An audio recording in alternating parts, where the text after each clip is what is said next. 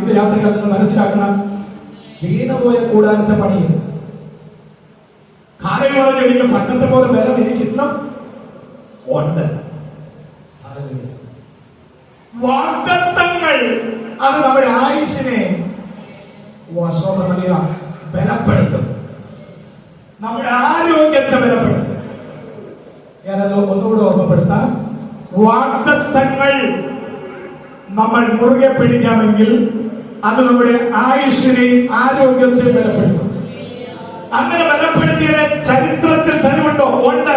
ലൂക്കോസ് 2:25 നിങ്ങൾ വീട്ടിൽ ചെന്ന് വായിക്കുക. അവിടെ വായിക്കുമ്പോൾ ശീമോൻ എന്ന് പറയുന്ന ഒരു വ്യക്തിയെ കാണാൻ കഴിയുന്നു. അദ്ദേഹം വളരെ വാർദ്ധക്യം ചെന്ന വ്യക്തിയാണ്.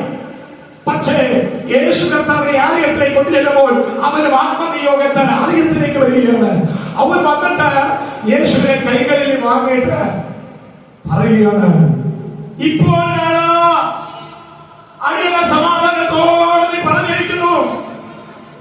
സകല ജനത്തിന് ഒരുക്കിയിരുന്ന രക്ഷ എന്റെ കണ്ണ് കണ്ടുവല്ലോ. എന്താ അവനിങ്ങനെ പറയാൻ കാരണം എന്നറിയോ? യവന് ഒരു വാഗ്ദത്തം കിട്ടി. എന്താ വാഗ്ദത്തം എന്നറിയോ?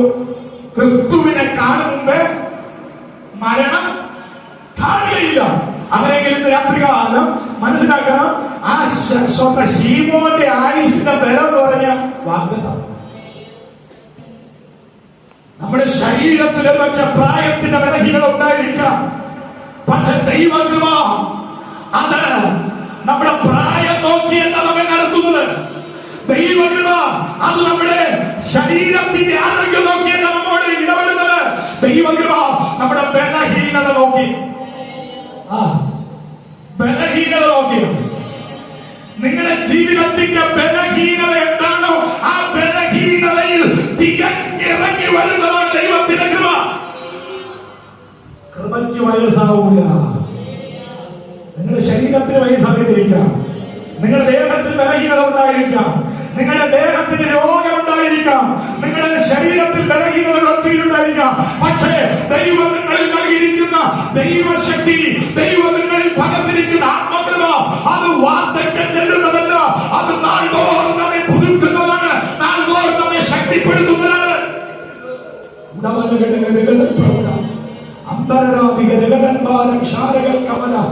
ഇന്ന് രാത്രികാലം വിശ്വസിക്കാമെങ്കിൽ നിങ്ങളുടെ ബലഹീനതയിൽ ആ കൃപ നിങ്ങളെ ശക്തിപ്പെടുത്താൻ പോവുകയാണ്. നിങ്ങളെ യോഗ്യരാക്കി ദൈവം നടത്താൻ പോവുകയാണ്. അയോഗ്യരാക്കി ലോകം തള്ളുമ്പോഴും ദൈവകൃപ നമ്മെ യോഗ്യരാക്കും. ഹല്ലേലൂയ. ദൈവത്തിന്റെ കൃപ ഏത് ബലഹീനതയിലും നമ്മെ ശക്തിപ്പെടുത്തുന്നതാണ്. ഹല്ലേലൂയ. ഏത് യോഗ്യത ഇല്ലാത്തതിനെയും യോഗ്യരാക്കുന്നതാണ് ദൈവകൃപ. ഹല്ലേലൂയ. ഈ രാത്രികാലം പ്രിയ ദൈവമക്കളെ, കൃപ ലഭിച്ചവർ അവർ ശക്തരാണ്. കൃപ ലഭിച്ചവർ അവർ നിസ്സാരരല്ല, അവർ ശക്തരാണ്. ഞാനിവിടെ ഓർമ്മപ്പെടുത്തി ഒന്ന്, ഹല്ലേലൂയ, നമ്മുടെ സ്വന്തം ആലയമാകുന്ന കൂടാരം, 2 നമ്മുടെ ഭവനമാകുന്ന കൂടാരം, 3 നമ്മുടെ ശരീരമാകുന്ന കൂടാരം. ഈ ശരീരത്തിലിരിക്കുമ്പോൾ ദൈവം നമ്മുടെ ജീവിതത്തെ പണിയുവാണ്. എന്തിനാ പണിയുന്നത്? കർത്താവിന്റെ നാമ മഹത്വത്തിനായി. ഞാൻ ദാവീദിന്റെ വീണുപോയ കൂടാരത്തെ പണി. ഏതാ ദാവീദിന്റെ കൂടാരം? ദാവീദിന്റെ കൂടാരത്തിന്റെ 7 പ്രത്യേകതകൾ പറഞ്ഞിട്ട് ഞാൻ പ്രാർത്ഥിക്കാം. 1, ദാവീദിന്റെ വീണുപോയ കൂടാരത്തിന്റെ പ്രത്യേകത ഒന്നാണ് ഐക്യതയുടെ കൂടാരം. 2 ശമൂവേൽ 5:1 ഞങ്ങൾ നിന്റെ അസ്ഥിക്ക് അസ്ഥി, മാംസത്തിന് മാംസം എന്ന് പറഞ്ഞ് ദാവീദിനോട് ചേർന്ന് നിന്ന ഒരു ഐക്യതയുടെ കാലഘട്ടം ഉണ്ടായിരുന്നു. എന്തുകൊണ്ടാലും ദാവീദ് നിന്നെ വിട്ട് ഞങ്ങൾ പോകില്ല, നിന്നോടൊപ്പം നിൽക്കാം, ഞങ്ങൾ ഈ സഭയിൽ നിൽക്കുള്ളൂ, ഞങ്ങൾ ഈ കൂട്ടായ്മയിൽ നിൽക്കുള്ളൂ. ഐക്യതയുടെ കൂടാരമായിരുന്നു. പക്ഷേ വീണുപോയി. രാത്രികാലം ഓർക്കുക, ഐക്യതയോടെ നിലകൊണ്ട അനുഭവത്തിൽ നിന്ന് വീണുപോയ കൂടാരത്തെ ദൈവം പണിയുമെന്ന് ഇന്ന് രാത്രികാലം വചനം നമുക്ക് നൽകുമ്പോൾ വിശ്വസിക്കാമെങ്കിൽ ഈ രാത്രികാലം ഉറപ്പിച്ച് പറയുക, നമ്മുടെ വീണുപോയ അനുഭവത്തിൽ നിന്ന് നമ്മൾ പണി. അത് നമ്മുടെ ആലയത്തിന്റെ ഐക്യതയാകട്ടെ, ഭവനത്തിന്റെ ഐക്യതയാകട്ടെ, ബന്ധങ്ങളുടെ ഐക്യതയാകട്ടെ, ഏതിലാണോ വീഴ്ച വന്നത് കഥ പറയാ, ഞാൻ വീണുപോയ ദാവീദിന്റെ കൂടാരത്തെ പണി. രണ്ടാമത്തെ പ്രത്യേകത സ്വസ്ഥതയുടെ കൂടാരം. 2 ശമൂവേൽ പുസ്തകം 7:1. ദൈവം സകല ശത്രുക്കളെ മടക്കി ദാവീദിന് സ്വസ്ഥത വരുത്തിയ ശേഷം എന്ന് പറഞ്ഞാൽ സ്വസ്ഥതയുള്ള ഒരു കൂടാരമായിരുന്നു. പക്ഷേ ആമോസിനെവിടെ ഞാൻ വായിച്ചതിന് ആമോസ് 9:12 എടുത്തു പറഞ്ഞിട്ടുണ്ട്, ഞാൻ വീണുപോയ ദാവീദിന്റെ കൂടാരത്തെ പണി എന്ന് പറഞ്ഞാൽ സ്വസ്ഥത അനുഭവിച്ചിരുന്ന എല്ലാ പ്രശ്നങ്ങളും സോൾവായി, എല്ലാ പ്രതികൂലങ്ങളും തീർന്നു എന്ന് സ്വസ്ഥമായി ചിന്തിച്ചിരുന്ന അനുഭവത്തിന് വീണ്ടും വീഴ്ച വന്നപ്പോൾ പറയുകയാണ്, ഞാൻ ദാവീദിന്റെ വീണുപോയ കൂടാരത്തെ പണി. മൂന്നാമത്തെ പ്രത്യേകത അനുഗ്രഹത്തിന്റെ കൂടാരമായിരുന്നു. 2 ശമൂവേൽ പുസ്തകം 7:13, 7:29 വായിച്ചാൽ അവിടെ നോക്കിയാൽ ദാവീദിന്റെ കൂടാരം എന്ത് കൂടാരമായിരുന്നു? അനുഗ്രഹത്തിന്റെ കൂടാരമായിരുന്നു. ഇപ്പോൾ എന്താ സംഭവിച്ചു? ഇപ്പൊ വീണുപോയി. ഒരു കാലത്ത് ദാവീദ് 13-ാം സങ്കീർത്തനത്തിൽ ഇങ്ങനെ പറഞ്ഞു, യഹോവേ നീ എത്രത്തോളം എന്നെ മറന്നുകൊണ്ടിരിക്കും, എത്രത്തോളം എന്റെ മുഖത്തെ ഞാൻ കാണാതെ മറയ്ക്കും, എത്രത്തോളം എന്റെ ശത്രു എന്റെ മീതെ ഉയർന്നിരിക്കും, എത്രത്തോളം ഞാൻ എന്റെ ഹൃദയത്തിൽ ദുഃഖം പിടിച്ച് ഞാൻ വ്യസനിച്ചു കൊണ്ടിരിക്കണം.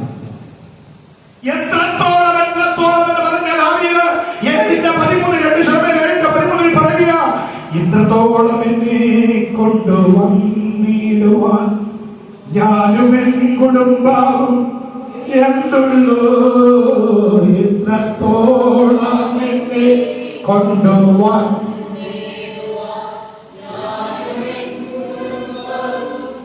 എന്തുള്ളൂ, ഇത്ര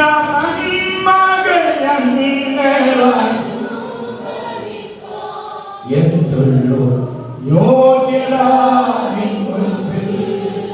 ഇത്ര നന്മകൾ എന്തുള്ളൂ യോഗ്യത. അങ്ങനെയെങ്കിൽ ഇന്ന് രാത്രി ഓർക്കണം, ഒരു കാലത്തിൽ കഷ്ടപ്പെട്ട അനുഭവത്തിൽ നിന്ന് ദൈവം നിങ്ങളെ ഉയർത്തിയെങ്കിൽ നിങ്ങൾ തിരിച്ചറിയണം, ഇത്രത്തോളം കൊണ്ടുവരുവാൻ ഞാൻ എത്തുന്നത്. ഇന്ന് നിങ്ങളുടെ ജീവിതത്തിൽ ആഗ്രഹിച്ചതുപോലെ ഒരു വിടുതൽ നിങ്ങൾക്ക് ലഭിച്ചില്ല എങ്കിൽ നിങ്ങൾ ഉറച്ചു വിശ്വസിക്കണം, എനിക്കും ഇങ്ങനെ പാടാൻ അവസരം ഉണ്ടാവും. എന്റെ ജീവിതത്തിനകത്ത് എനിക്കിങ്ങനെ പറയാൻ കഴിയും, ഇത്രത്തോളം ദൈവം എന്നെ കൊണ്ടുവരുവാൻ ഞാൻ എന്തുള്ളൂ. ഞാൻ മനസ്സിലാക്കണം, ദാവീദ് ഒരിക്കൽ പറഞ്ഞതാ, എത്രത്തോളം ഞാൻ വിചാരം അനുഭവിക്കേണ്ടി വരും, എത്രത്തോളം ഞാൻ ദുഃഖിച്ച് നടക്കേണ്ടി വരും. അതേ ദാവീദ് പറയുക, ഇത്രത്തോളം എന്നെ കൊണ്ടുവരുവാൻ ഞാൻ എന്റെ കുടുംബം എന്തുള്ളൂ എന്ന് പറഞ്ഞാൽ, എത്രത്തോളം എന്ന് ചോദിച്ചവനെ ഇത്രത്തോളം എന്ന് പറയിച്ചവനാണ് ദൈവം. അങ്ങനെയെങ്കിലും രാത്രികാലം എത്രത്തോളം എന്ന് നിങ്ങൾ ആരെങ്കിലും ഭാരപ്പെടുന്നുണ്ടെങ്കിൽ, ഇത്രത്തോളം എന്നെ കൊണ്ടുവരുവാൻ ഞാൻ എന്തുള്ളൂ എന്ന് പറയുന്നതാണ്. ഞാൻ ഓർമ്മപ്പെടുത്തി 3 അനുഗ്രഹത്തിന്റെ കൂടാരമായിരുന്നു. പക്ഷെ വീണുപോയി കണ്ടാ പറയുക, ഞാൻ ദാവീദിന്റെ വീണുപോയ കൂടാരത്തെ പണിയും. അനുഗ്രഹത്തിന്റെ കൂടാരം. ഈ യെശയ്യാവ് 61 അതിന്റെ 9 വായിക്കും. യെശയ്യാവ് 61:9.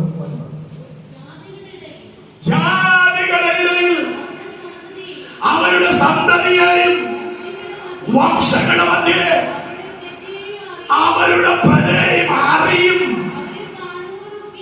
അവരെ കാണുന്നവരൊക്കെ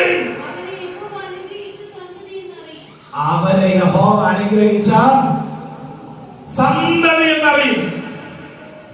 യഹോവ അനുഗ്രഹിച്ച സന്തതി എന്നറിയും. ആരെയാ? ദൈവത്തെ അന്വേഷിക്കുന്നവരുടെ തലമുറ, ദൈവസേന കരയുന്നവരുടെ തലമുറ. ഹല്ലേലൂയ. ഓർക്കണം, ഹല്ലേലൂയ.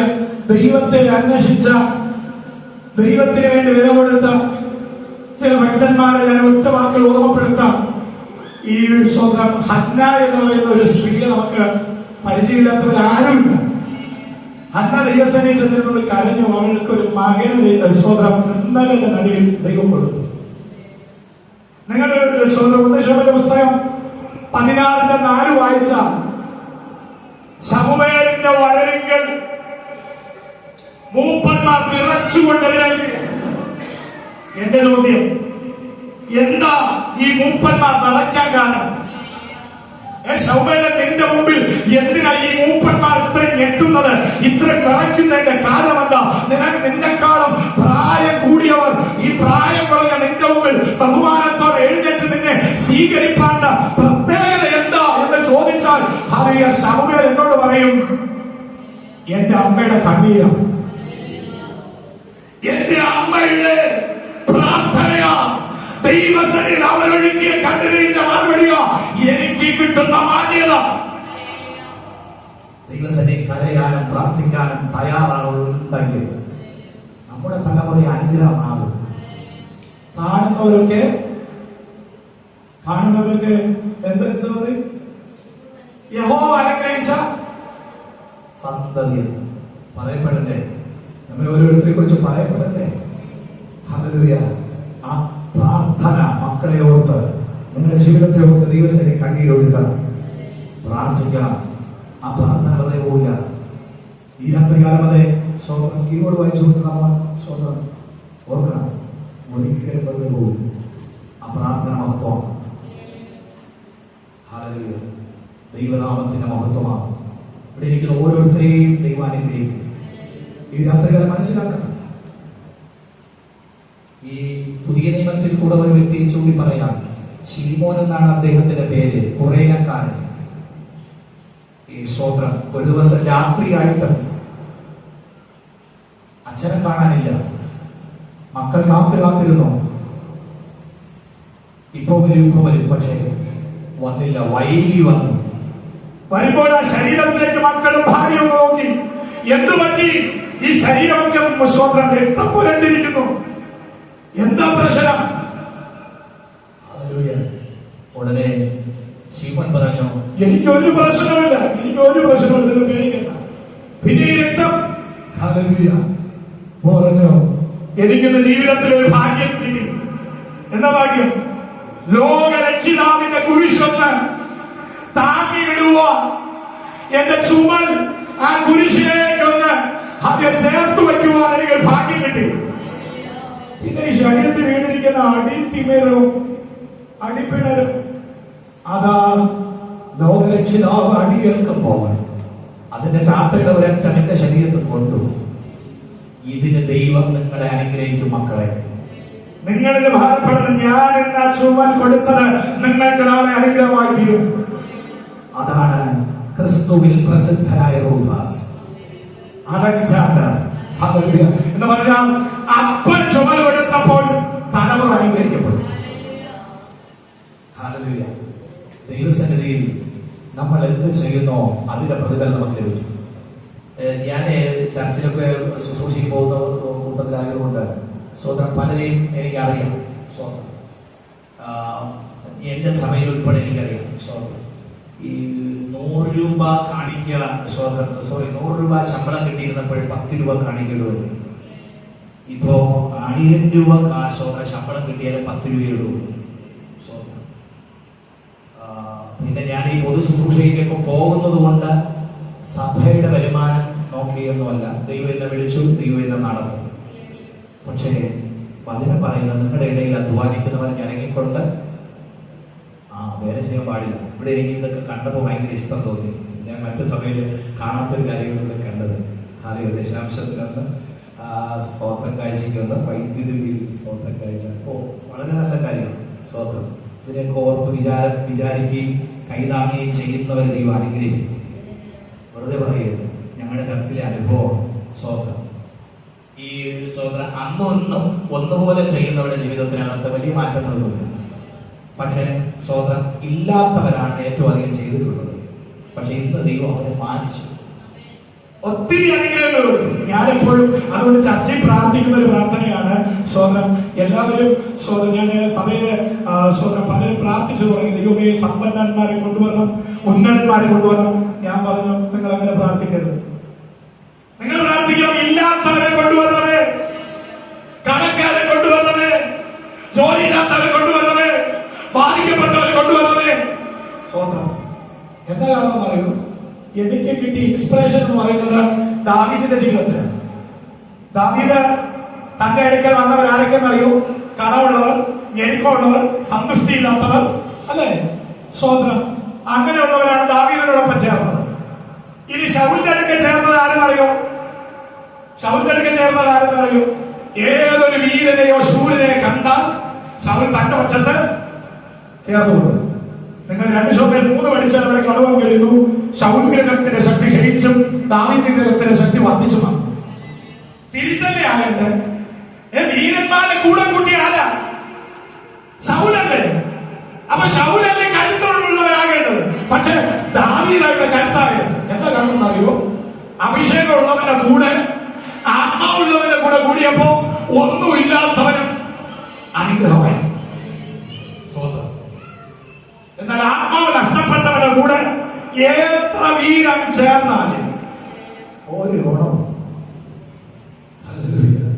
പ്രിയതയുമായിട്ട് മനസ്സിലാക്കണം. നിങ്ങളുടെ ജീവിതത്തിനകത്ത് സ്വന്തം നമ്മെ വളരുമാറാക്കുന്നവരാണ് ദൈവം. നമ്മെ വളർത്തുന്നവരാണ് ദൈവം. നമ്മെ പഠിക്കുന്നവനാണ് ദൈവം. നമ്മുടെ വീഴ്ചകത്തെ എഴുന്നേൽപ്പിക്കുന്നവനാണ് ദൈവം. അങ്ങനെയെങ്കിൽ ഇന്ന് രാത്രികൾ മനസ്സിലാക്കണം. സമ്പന്മാരെ മാത്രമല്ല, ഇല്ലാത്തവരും പറഞ്ഞു.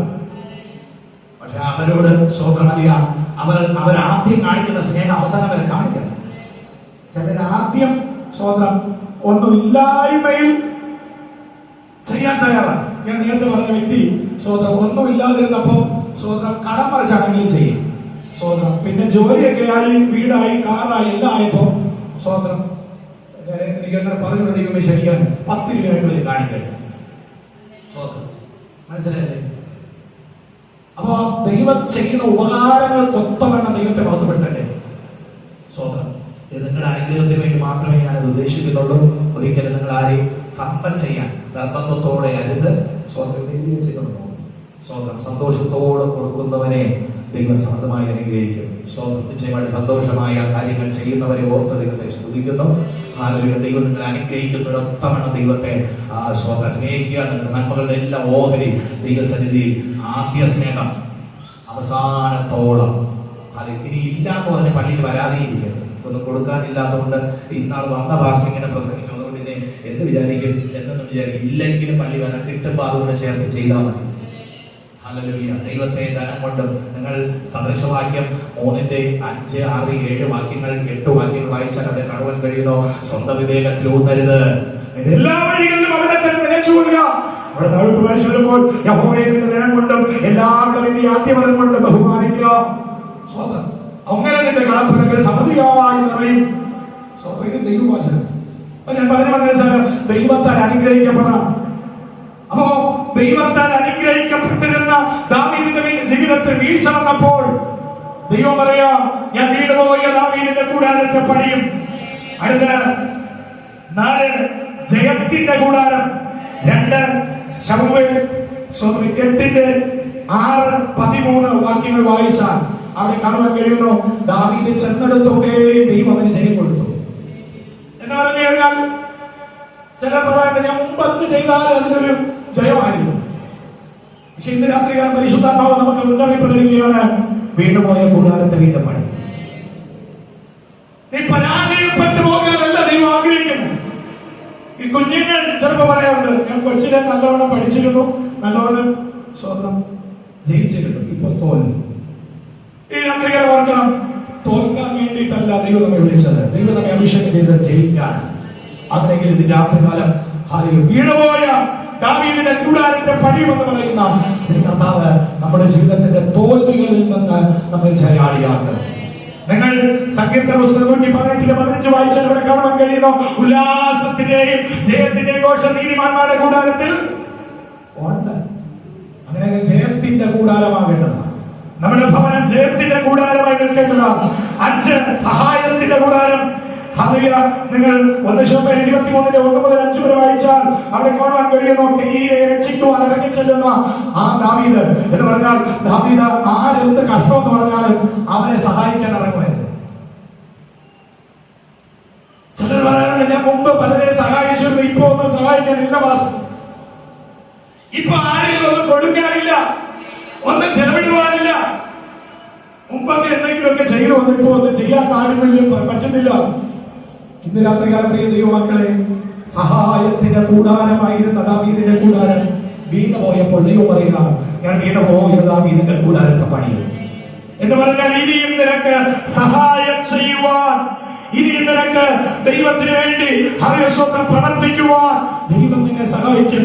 ഹല്ലേലൂയ. ഇയ്യോബ് പുസ്തകം 29 മുതൽ വായിച്ചു കഴിഞ്ഞാൽ അവിടെ കാണാൻ കഴിയുന്നു, അയ്യോ ഞാൻ പണ്ടത്തെ കാലം പോലെ ആയെങ്കിൽ കൊള്ളായിരുന്നു, എന്റെ മക്കൾ എന്റെ മേശയ്ക്ക് ചുറ്റിലും ഇരുന്ന് സന്തോഷത്തിന്റെ പ്രകാശം എന്റെ തലയ്ക്ക് മീതെ പ്രകാശിച്ചിരുന്ന പണ്ടത്തെ കാലം പോലെ ഞാൻ ആയെങ്കിൽ കൊള്ളായിരുന്നു. വിലാപങ്ങൾ 5 അവസാനം പറയുന്നു, ദൈവമേ ഞങ്ങൾക്ക് പണ്ടത്തെ പോലെ ഒരു നല്ല കാലം നൽകണം.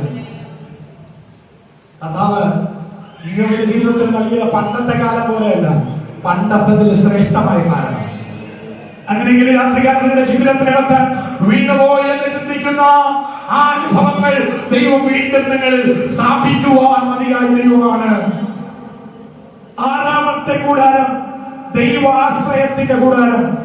സങ്കീർത്തനം 27 ഞാൻ അവനിൽ ആശ്രയിച്ചു, എനിക്ക് സഹായവും ലഭിച്ചു എന്ന് പറഞ്ഞാൽ ദൈവത്തെ ആശ്രയിക്കുന്ന ഒരു അനുഭവം ദാവീദിന്റെ കൂടാരത്തിലുണ്ടായിരുന്നു. ദൈവാശ്രയത്തിന്റെ കൂടാരമായിരുന്നു. എന്ത് പ്രശ്നം വന്നാലും ദൈവത്തോട് ആരാധന ചോദിക്കാൻ പോകുമായിരുന്നു, എന്ത് പ്രതികൂലം വന്നാലും ദൈവത്തോട് ചെന്ന് പ്രാർത്ഥിക്കുമായിരുന്നു. ഇപ്പോഴോ സ്വന്തം വിവേകത്തിൽ ഊന്നി വീണുപോയി. എന്തെങ്കിലും ഒരു വിഷയം വന്നാൽ പ്രാർത്ഥിക്കുന്നവരോട് ഒരു പാസ്വേഡ്, ഒരു മാസ്റ്റർ, ഇതിന് ദൈവഹിതമുണ്ടോ, ഇതിൽ ദൈവം നടത്തിയിട്ടുണ്ടോ? പ്രാർത്ഥിക്കുന്ന പാസ്റ്റർ. പക്ഷെ ഇന്ന് പ്രാർത്ഥിക്കുന്നത് പറയുന്നത് എപ്പോഴും അറിയോ, എല്ലാം പൊളിഞ്ഞ് തരിപ്പണമാകുമ്പോ പാസ്റ്റർ എന്ന് പറയും, പാസ്റ്റർ ആ വിഷയത്തിൽ ഒരു പരാതി ഉണ്ടായി. ചിലര് എന്തെങ്കിലും ഒരു വിഷയം ആലോചിച്ച് വെച്ചിട്ട് എല്ലാം അവർ തന്നെ എല്ലാം നടത്തിയിട്ട് അവസരം എന്ന് പറയും, പാസ്റ്ററെ ഇന്നടത്ത് മോനൊരു ആലോചന വന്നു, അതൊക്കെ ദൈവഹിതമാണ് അങ്ങനെ നടത്തണം. പിന്നെ അതിലൊക്കെ വീഴ്ച വന്നു കഴിഞ്ഞാൽ സ്വതന്ത്രം കല്യാണമൊക്കെ കഴിഞ്ഞ് നാളുകളൊക്കെ കഴിഞ്ഞ് വീഴ്ച വന്നു കഴിഞ്ഞാൽ പാസ്റ്റർക്ക് ഒന്ന് കുറ്റം പറയും, പാസ്റ്ററിന്റെ പ്രാർത്ഥിക്കില്ലേ, പാസ്റ്റർ പ്രാർത്ഥിക്കാത്തത് ദൈവഹിതമാണെന്ന് നോക്കി പറയാനല്ലേ പറഞ്ഞിരുന്നത്. ഇതൊന്നും അറിഞ്ഞതായില്ല, കുറ്റപ്പെടുത്തലുകൾ മൊത്തം പ്രാർത്ഥിക്കുന്നവർ. പക്ഷെ ദാവീദിന്റെ ജീവിതത്തിൽ വീഴ്ച വന്നു. സ്വന്തം മകൻ എന്ന് ചോദിക്കുക, സ്വതന്ത്രം അപ്പൊ എനിക്കൊരു ആവശ്യം വേണം. അൻമോൻ എന്നാണ് അദ്ദേഹത്തിന്റെ പേര്, ഞാൻ വിവരിക്കുന്നില്ല. ആ ആഗ്രഹത്തെ അപ്പൻ സാധിപ്പിച്ചു. പക്ഷെ വലിയ വിപത്ത് ദാവീദിന്റെ കൂടാരത്തിൽ വന്നു. ദൈവത്തിൽ ആശ്രയിച്ച് യുദ്ധത്തിന് പോയാലും ദൈവത്തിൽ ആശ്രയിച്ചിരുന്നു. ദൈവം പറയും, ആ ബായാവൃക്ഷത്തിന്റെ അടികളിലൂടെ ശത്രു നടക്കുന്ന ഒച്ച നീ കേൾക്കും, നീ അതിന്റെ നടുവിലൂടെ കടന്നിരുന്നവരെ പരാജയപ്പെടുത്താം. അതുപോലെ സംഭവിച്ചു. ഈ പരീക്ഷ പിന്തുടരണമോ ദൈവമേ ചോദിച്ചപ്പോ ദൈവം ആലോചന കൊടുത്തു, ഓക്കെ നീ പിന്തുടരുക, നീ അവരെ എത്തിപ്പിടിക്കും. എന്തിനും ആലോചന ചോദിച്ചിരുന്നവരാ. ഒരു സമയം വന്നപ്പോ ഇതെല്ലാം പാസ്റ്റർ അറിയിക്കണം, ഇതെല്ലാം പള്ളിയിൽ അറിയിക്കണം, ഇതെല്ലാം എല്ലാവരും അറിയിക്കണം. അവസാനം പരാജയം വന്നപ്പോ എല്ലാവരും അറിയും. പക്ഷെ കർത്താവ് പറയാ, ഞാൻ വീണുപോയ ദാവീദിന്റെ കൂടാരത്തെ പണി. ദൈവാശ്രയത്തിന്റെ കൂടാരമായ ദാവീദിന്റെ കൂടാരം വീണുപോയ അവസ്ഥകളിൽ നിന്ന് ദൈവം വീണ്ടും പണിതെങ്കിൽ നമ്മെ പണിയുവാൻ ശക്തനാണ്. 7ാമത്തെ കൂടാരത്തിന്റെ പ്രത്യേകത ദൈവം കൂടെ ഇരുന്ന കൂടാരം. 18-14 അവിടെ വായിക്കുമ്പോൾ ദൈവം അവനോട് കൂടെ ഉണ്ട് എന്ന് കണ്ടിട്ട് ശൗൽ പിന്നെയും അവനെ ഭയപ്പെട്ടു എന്ന് പറഞ്ഞാൽ ദൈവം കൂടെ ഇരിക്കുന്നവൻ, ദൈവം കൂടെ ഇരുന്ന ഒരു കൂടാരമായിരുന്നു ദാവീദിന്റെ കൂടാരം. പിന്നെയോ എവിടെയാ തെറ്റിയത്? ഒന്ന് കണ്ടുകൊണ്ട് ഒന്ന് മോഹിച്ചു തെറ്റുപറ്റി. അപ്പോൾ 51-ാം സങ്കീർത്തനത്തിലെ പ്രാർത്ഥനയാണ്, ദൈവമേ നിന്റെ പരിശുദ്ധാത്മാവിനെ എന്റെ മേൽ നിന്നെടുക്കരുത്. കാരണം തനിക്ക് ബോധം വന്നു, താൻ ഇതുവരെ ലഭിച്ച ജയവും ഇതുവരെ ലഭിച്ച അനുഗ്രഹവും ഇതുവരെ ലഭിച്ച ഉയർച്ചയും ഒന്നും തന്റെ സ്വന്തം കഴിവുണ്ടല്ല. കാരണം രാജാവിന്റെ മക്കളെ രാജാവാകുള്ളൂ. പക്ഷെ ഇതാ കാട്ടിൽ കിടന്നവൻ ഒരിക്കലും രാജകുലത്തിൽ ജനിച്ചവനല്ല. രാജകുലത്തിൽ ജനിക്കാത്തവനെ ദൈവം സഹോദരങ്ങളുടെ മധ്യേ അപ്പനും അമ്മയും സഹോദരങ്ങൾ തലഞ്ഞിട്ടിരുന്ന അനുഭവത്തിൽ രാജാവാക്കി ഉയർത്തിക്കൊണ്ടുവന്നത് ദൈവമാണ്. അർഹതയില്ലാത്ത സ്ഥാനത്ത് അവനെ അനുഗ്രഹിച്ച് കൊണ്ടുവന്നപ്പോൾ പല വീഴ്ചകളും ജീവിതത്തിൽ വന്നു. അതുകൊണ്ട് ദൈവം പറഞ്ഞു, ഞാൻ വീണ്ടുപോയ ദാവീദിന്റെ കൂടാരത്തെ പണി. ഇന്ന് രാത്രികാല പ്രിയ ദൈവമാണ്, നിങ്ങളുടെ ജീവിതത്തിനകത്ത് എത്രയെല്ലാം വീഴ്ചകളുണ്ടായിരുന്നു, ഏതിൽ നിന്ന് വീണു എന്നോർത്ത് മാനസാന്തരപ്പെട്ട നീ മടങ്ങി വന്നാൽ ദൈവം ചേർത്തുകൊള്ളുമെന്നാണ് വെളിപ്പാട് 2:4. അങ്ങനെയെങ്കിൽ ഇന്ന് രാത്രികാല പ്രിയതയുമാണ്. നമ്മുടെ വീഴ്ച എന്താണ്? നമ്മുടെ വീഴ്ച ദൈവാശ്രയത്തിൽ മാറിയോ? ഐക്യത നഷ്ടപ്പെട്ടോ? സ്വസ്ഥത നഷ്ടപ്പെട്ടോ? അനുഗ്രഹമില്ലായ്മയാണോ? അവയെ ജയമില്ലായ്മയാണോ? അവയെ സഹായം ചെയ്യുവാൻ കഴിയാത്ത അവസ്ഥയാണോ? അവയെ ദൈവം കൂടെ ഇല്ലാത്ത അവസ്ഥയാണോ? ഇത് രാത്രികാലം അതിന്റെ കാരണത്തെ കണ്ടുപിടിച്ച് മടങ്ങി വരുമെങ്കിൽ ഈ രാത്രികാലം പണിയുന്ന ഒരു ദൈവമുണ്ട്. ഞാനൊരു കാര്യം കൂടെ ചേർത്ത് പറയാം. ഹല്ലേലൂയ. ഏലിയാവ് തന്റെ കൂടാരശോധന യാഗപീഠം പണിയുമ്പോൾ ഇടിഞ്ഞു കിടന്ന യഹോവയുടെ യാഗപീഠത്തെ അവൻ പണിതു, യാഗവസ്തുവിനെ മുമ്പിൽ വെച്ചു. എന്നിട്ട് പ്രാർത്ഥനയാണ്. 3 മണിക്കൂർ എടുത്തിയാണ് ഇടിഞ്ഞു കിടന്ന യാഗപീഠം പണിയാൻ. പക്ഷേ 3 മിനിറ്റിലെ പ്രാർത്ഥന 3 സെക്കൻഡിനകത്ത് തീരണം എന്ന് പറഞ്ഞാൽ ഹല്ലേലൂയ, തട്ടിക്കൂട്ട് പരിപാടിയല്ല. സമയമെടുത്ത് യാഗപീഠം പണിതു. യാഗപീഠം ക്ലിയറായപ്പോൾ, പണി ക്ലിയറായപ്പോൾ തീയറങ്ങി. ദൈവത്തെ തട്ടുകൂട്ട് പരിപാടിയിലൊന്നും ദൈവത്തെ കിട്ടില്ല. ദൈവം ആഗ്രഹിക്കുന്നത് വിശ്വാസാഭിനയമല്ല, അനുഭവമാണ്. പ്രാർത്ഥന അതൊരു വാചകമല്ല, പ്രാർത്ഥന അത് ജീവിതമായി മാറണം. ഇന്ന് രാത്രികാല പ്രിയദൈവമക്കളെ, അനേകരുടെ പ്രാർത്ഥന വാചകങ്ങളിൽ മാത്രം ഇല്ല. പ്രാർത്ഥന ജീവിതമാകണം, പ്രാർത്ഥന അനുഭവമാകണം, വിശ്വാസം അനുഭവമാകണം. നമ്മുടെ ജീവിതത്തിലെ വീഴ്ചകൾ തിരിച്ചറിഞ്ഞ് മടങ്ങണം. എന്റെ സമയം കഴിഞ്ഞു. ഞാൻ ഇവിടെ സ്വന്തമായ വിരാമം കുറിക്കുവാൻ ആഗ്രഹിക്കുന്നു. മീഖ 7:8 വായിക്കുമ്പോൾ അവിടെ കാണുവാൻ കഴിയുന്നു, എന്റെ ശത്രുവായവളെ എന്നെ ചൊല്ലി സന്തോഷിക്കണ്ട, ഞാൻ വീണുവെങ്കിലും വീണ്ടും എഴുന്നേൽക്കും. ഞാൻ വീണുപോയ അവസ്ഥയിൽ നിന്ന് എന്റെ വീഴ്ച കണ്ട് ചിരിക്കുന്നില്ലേ? എന്റെ തകർച്ച കണ്ട് ചിരിക്കുന്നില്ലേ? എന്റെ കഷ്ടം കണ്ട് ചിരിക്കുന്നില്ലേ? അവരുടെ നടുവിൽ ഞാൻ വീണുപോയ അവസ്ഥയിൽ നിന്ന് ഞാൻ വീണ്ടും എഴുന്നേൽക്കാൻ പോവുക.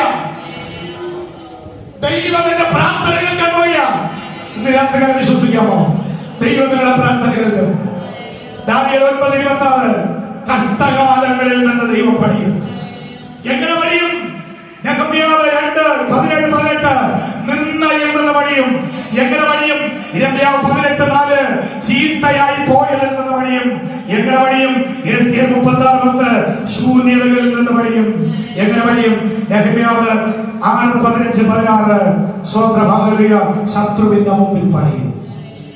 ഇന്ന് രാത്രികാലം ആ പണിയൽ നമ്മിൽ നടക്കുക.